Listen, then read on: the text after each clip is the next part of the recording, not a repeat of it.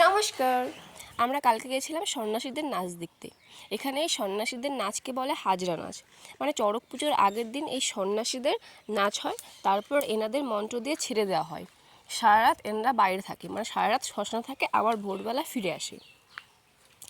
আমি আগে কখনো দেখিনি এই সন্ন্যাসীদের নাচ বা চড়ক পুজো, এই প্রথমবার দেখছি এই সন্ন্যাসীদের নাচ। তোমরা কে কে দেখেছো এমন সন্ন্যাসীদের নাচ? চলছে খুব সুন্দর হাজরা, খুব সুন্দর।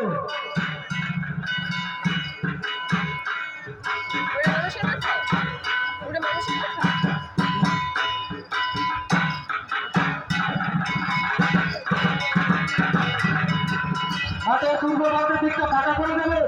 দর্শকদের উদ্দেশ্যে বলা হচ্ছে মাঠের পূর্ব প্রান্তের দিকটা ফাঁকা করে দেবে। বেরোনোর জায়গা সন্ন্যাসী হাজরা।